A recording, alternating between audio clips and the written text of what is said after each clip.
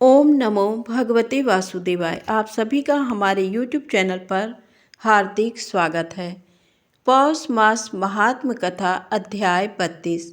आज की कथा है गुप्तचरों से अपवाद की बात सुनकर श्री राम का भरत के प्रति सीता को वन में छोड़ आने का आदेश और भरत की मूर्छा। वात्स्यायन जी बोले, भगवान पहले आप बता चुके हैं कि श्री रामचंद्र जी ने एक धोबी के निंदा करने पर सीता को अकेली वन में छोड़ दिया। फिर कहाँ उनके पुत्र हुए, कहाँ उन्हें धनुष धारण की क्षमता प्राप्त हुई तथा कहाँ उन्होंने अस्त्र विद्या की शिक्षा पाई जिससे वे श्री रामचंद्र जी के अश्व का अपहरण कर सके। शेष जी ने कहा, मुने, श्री रामचंद्र जी धर्म पूर्वक सारी पृथ्वी का पालन करते हुए अपनी धर्म पत्नी महारानी सीता और भाइयों के साथ अयोध्या का राज्य करने लगे। इसी बीच में सीता जी ने गर्भ धारण किया। धीरे धीरे 5 महीने बीत गए। एक दिन श्री राम ने सीता जी से पूछा, देवी, इस समय तुम्हारे मन में किस बात की अभिलाषा है? बताओ, मैं उसे पूर्ण करूँगा। सीता जी ने कहा, प्राणनाथ, आपकी कृपा से मैंने सभी उत्तम भोग भोगे हैं और भविष्य में भी भोगती रहूँगी। इस समय मेरे मन में किसी विषय की इच्छा शेष नहीं है। जिस स्त्री को आप जैसे स्वामी मिलें, जिनके चरणों की देवता भी स्तुति करते हैं, उसको सभी कुछ प्राप्त है, कुछ भी बाकी नहीं है। फिर भी यदि आप आग्रहपूर्वक मुझसे मेरे मन की अभिलाषा पूछ रहे हैं तो मैं आपके सामने सच्ची बात कहती हूँ। नाथ, बहुत दिन हुए मैंने लोपा मुद्रा आदि पतिव्रताओं के दर्शन नहीं किए। मेरा मन इस समय उन्हीं को देखने के लिए उत्कंठित है। वे सब तपस्या की भंडार हैं। मैं वहाँ जाकर वस्त्र आदि से उनकी पूजा करूँगी और उन्हें चमकीले रत्न तथा आभूषण भेंट दूंगी। यही मेरा मनोरथ है। प्रियतम, इसे पूर्ण कीजिए।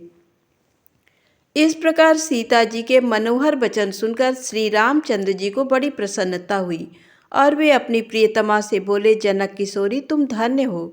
कल प्रातः काल जाना और उन तपस्विनी स्त्रियों का दर्शन करके कृतार्थ होना। श्री रामचंद्र जी के ये वचन सुनकर सीता जी को बड़ा हर्ष हुआ। वे सोचने लगीं, कल प्रातः काल मुझे तपस्विनी देवियों के दर्शन होंगे। तदनंतर उस रात में श्री रामचंद्र जी के भेजे हुए गुप्तचर नगर में गए। उन्हें भेजने का उद्देश्य ये था कि वे लोग घर घर जाकर महाराज की कीर्ति सुने और देखें, जिससे उनके प्रति लोगों के मन में क्या भाव है इसका पता लगा सकें। वे दूत आधी रात के समय चुपके से गए। उन्हें प्रतिदिन श्री रामचंद्र जी की मनोहर कथाएं सुनने को मिलती थीं। उस दिन वे एक धनाढ्य के विशाल भवन में प्रविष्ट हुए और वहां श्री रामचंद्र जी के सुयश का श्रवण करने लगे। वहां सुंदर नेत्रों वाली कोई युवती बड़े हर्ष में भरकर अपने नन्हे से शिशु को दूध पिला रही थी। उसने बालक को लक्ष्य करके बड़ी मनोहर बात कही, बेटा, तू जी भरकर मेरा मीठा दूध पी ले। पीछे ये तेरे लिए दुर्लभ हो जाएगा। नील कमल दल के समान श्याम वर्ण वाले श्री रामचंद्र जी इस अयोध्यापुरी के स्वामी हैं। उनके नगर में निवास करने वाले लोगों का फिर इस संसार में जन्म नहीं होगा। जन्म न होने पर यहाँ दूध पीने का अवसर कैसे मिलेगा? इसलिए मेरे लाल, तू इस दुर्लभ दूध का बारंबार पान कर ले। जो लोग श्री राम का भजन, ध्यान और कीर्तन करेंगे, उन्हें भी कभी माता का दूध सुलभ न होगा। इस तरह श्री रामचंद्र जी के यश रूपी अमृत से भरे हुए वचन सुनकर वे गुप्तचर बहुत प्रसन्न हुए और दूसरे किसी भाग्यशाली पुरुष के घर में गए। वे पृथक पृथक विभिन्न घरों में जाकर श्री राम के यश का श्रवण करते थे। एक घर की बात है, एक गुप्तचर श्री रघुनाथ जी का यश सुनने की इच्छा से वहां आया और क्षण भर रुका रहा। उस घर की एक सुंदरी नारी, जिसके नेत्र बड़े मनोहर थे, पलंग पर बैठे हुए कामदेव के समान सुंदर अपने पति की ओर देखकर बोली, नाथ, आप मुझे ऐसे लगते हैं मानो साक्षात श्री रघुनाथ जी हों। प्रियतमा के ये मनोहर वचन सुनकर उसके पति ने कहा, प्रिय, मेरी बात सुनो, तुम साध्वी हो, अतः तुमने जो कुछ कहा है वह मन को बहुत ही प्रिय लगने वाला है। पतिव्रताओं के योग्य ही ये बात है। सती नारी के लिए उसका पति श्री रघुनाथ जी का ही स्वरूप है, परंतु कहाँ मेरे जैसा मंदभागी और कहाँ महाभाग्यशाली श्री राम, एक तुच्छ जीव, और कहाँ ब्रह्मादि देवताओं से भी पूजित परमात्मा श्री राम। कहाँ जुगनू और कहाँ सूर्य, कहाँ पामर और कहाँ पतिंगा, कहाँ गरुड़, कहाँ बुरे रास्ते से बहने वाला गलियों का गंदला पानी, और कहाँ भगवती भागीरथी का पावन जल। इसी प्रकार कहीं मैं, कहाँ भगवान श्री राम, जिनके चरणों की धूल पड़ने से शिलामयी अहिल्या क्षण भर में भुवन मोहन सौंदर्य से युक्त युवती बन गई। इसी समय दूसरा गुप्तचर दूसरे के घर में कुछ और ही बातें सुन रहा था। वहाँ कोई कामिनी पलंग पर बैठकर बीड़ा बजाती हुई अपने पति के साथ श्री रामचंद्र जी की कीर्ति का गान कर रही थी। स्वामीन, हम लोग धन्य हैं जिनके नगर के स्वामी साक्षात भगवान श्री राम हैं, जो अपनी प्रजा को पुत्रों की भांति पालते और उसके योग क्षेम की व्यवस्था करते हैं।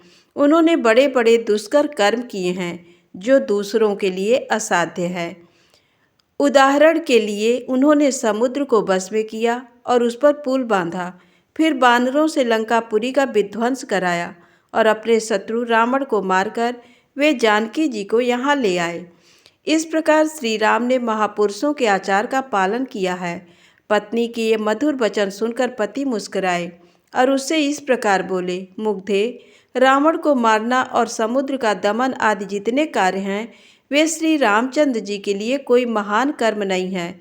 महान परमेश्वर ही ब्रह्मा आदि की प्रार्थना से लीला पूर्वक इस पृथ्वी पर अवतीर्ण हुए हैं और बड़े बड़े पापों का नाश करने वाले उत्तम चरित्र का विस्तार करते हैं। कौशल्या का आनंद बढ़ाने वाले श्री राम को तुम मनुष्य न समझो, वे ही इस जगत की सृष्टि, पालन और संहार करते हैं। केवल लीला करने के लिए ही उन्होंने मनुष्य विग्रह धारण किया है। हम लोग धन्य हैं जो प्रतिदिन श्री राम के मुख कमल का दर्शन करते हैं, जो ब्रह्मा आदि देवों के लिए भी दुर्लभ है। हमें ये सौभाग्य प्राप्त है, इसलिए हम बड़े पुण्यात्मा हैं।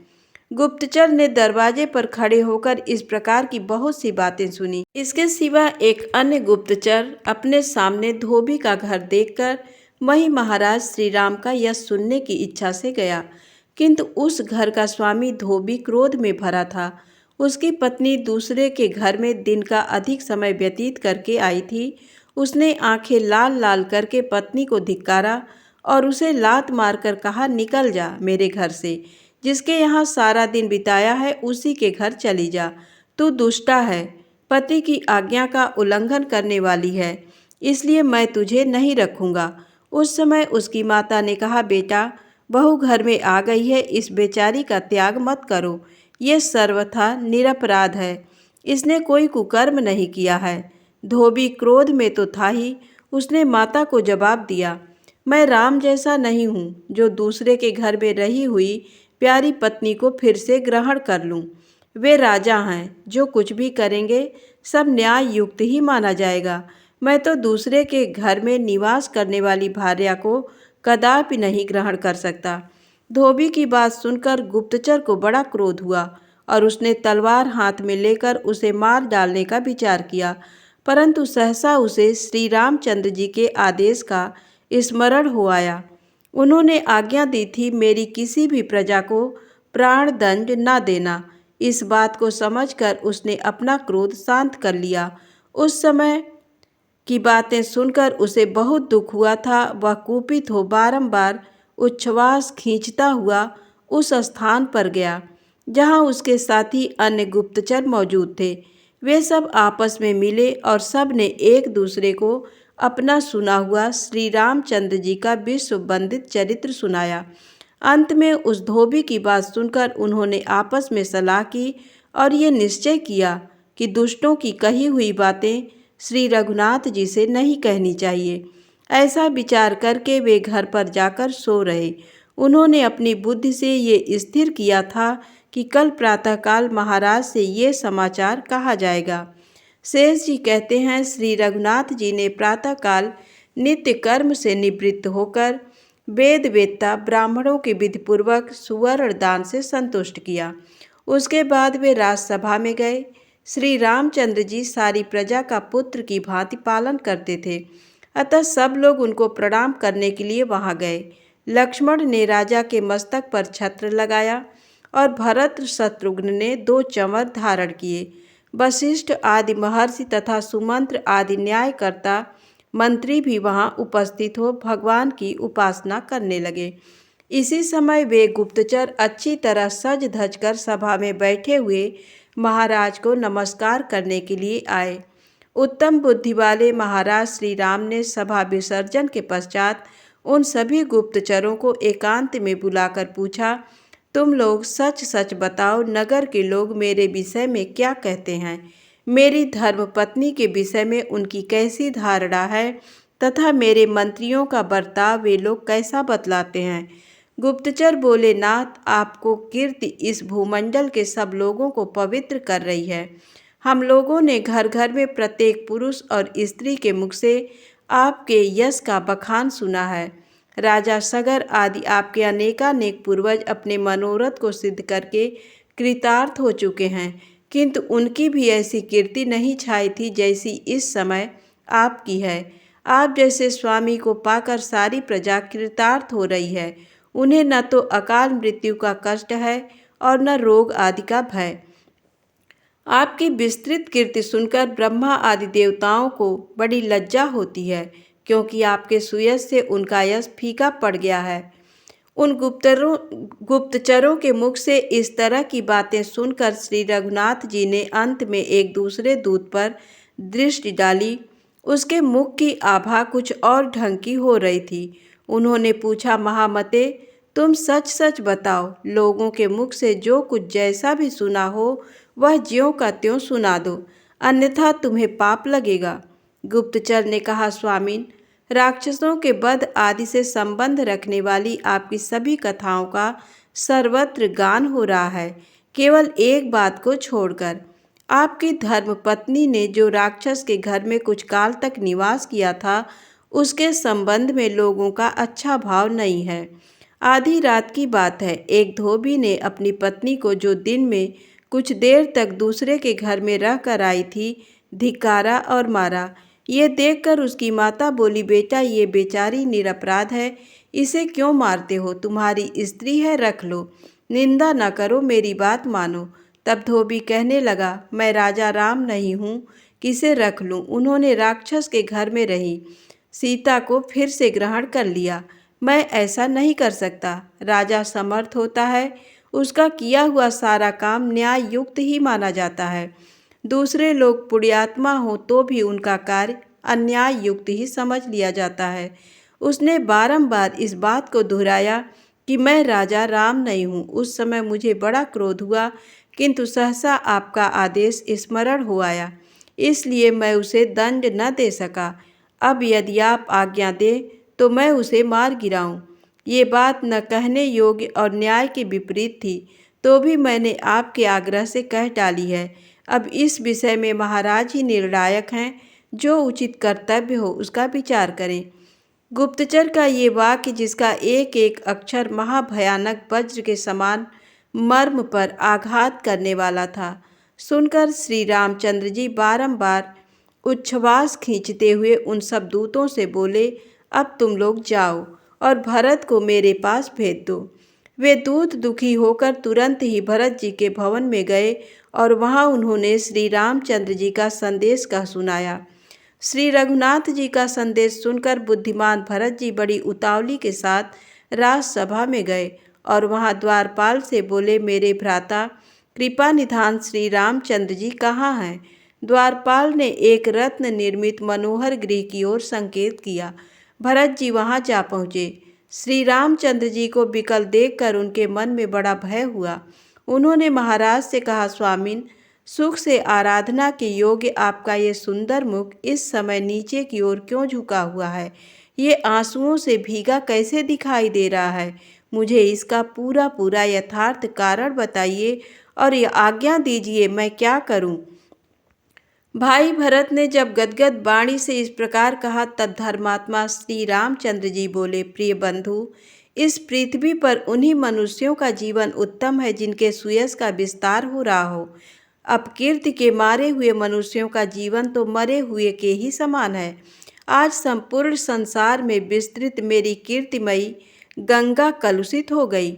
इस नगर में रहने वाले एक धोबी ने आज जानकी जी के संबंध को लेकर कुछ निंदा की बात कह डाली है। इसलिए भाई बताओ, अब मैं क्या करूं? क्या आज अपने शरीर को त्याग दूं या अपनी धर्म पत्नी जानकी का ही परित्याग कर दूं? दोनों के लिए मुझे क्या करना चाहिए, इस बात को ठीक ठीक बताओ। भरत जी ने पूछा, आर्य, कौन है ये धोबी तथा इसने कौन सी निंदा की बात कही है? तब श्री रामचंद्र जी ने धोबी के मुंह से निकली हुई सारी बातें जो दूत के द्वारा सुनी थी महात्मा भरत से कह सुनाई। उन्हें सुनकर भरत ने दुख और शोक में पड़े हुए भाई श्री राम से कहा, वीरों द्वारा सुपूजित जानकी देवी लंका में अग्नि परीक्षा द्वारा शुद्ध प्रमाणित हो चुकी हैं। ब्रह्मा जी ने भी इन्हें शुद्ध बतलाया है तथा पूज्य पिता स्वर्गीय महाराज दशरथ जी ने भी इस बात का समर्थन किया है। ये सब होते हुए भी केवल एक धोबी के कहने से विश्व वंदित सीता का परित्याग कैसे किया जा सकता है? ब्रह्मा आदि देवताओं ने भी आपकी कीर्ति का गान किया है। वह इस समय सारे जगत को पवित्र कर रही हैं। ऐसी पावन कीर्ति आज केवल एक धोबी के कहने से कलुषित या कलंकित कैसे हो जाएगी? भला आप अपने इस कल्याणमय विग्रह का परित्याग क्यों करना चाहते हैं? आप ही हमारे दुखों को दूर करने वाले हैं। आपके बिना तो हम सब लोग आज ही मर जाएंगे। महान अभ्युदय से शोभा पाने वाली सीता जी तो आपके बिना क्षण भर भी जीवित नहीं रह सकती। इसलिए मेरा अनुरोध तो यही है कि आप पतिव्रता श्री सीता जी के साथ रहकर इस विशाल राज्य लक्ष्मी की रक्षा कीजिए। भरत के ये वचन सुनकर वक्ताओं में श्रेष्ठ परम धार्मिक श्री रघुनाथ जी इस प्रकार बोले, भाई, तुम जो कुछ कह रहे हो वह धर्म सम्मत और युक्ति युक्त है, परंतु इस समय मैं जो बात कह रहा हूँ उसी को मेरी आज्ञा मानकर करो। मैं जानता हूँ मेरी सीता अग्नि द्वारा शुद्ध, पवित्र और लोक पूजित हैं, तथापि मैं लोकापवाद के कारण आज उसका त्याग करता हूँ। इसलिए तुम जनक किशोरी को वन में ले जाकर छोड़ आओ। श्री राम का ये आदेश सुनते ही भरत जी मूर्छित होकर पृथ्वी पर गिर पड़े। धन्यवाद।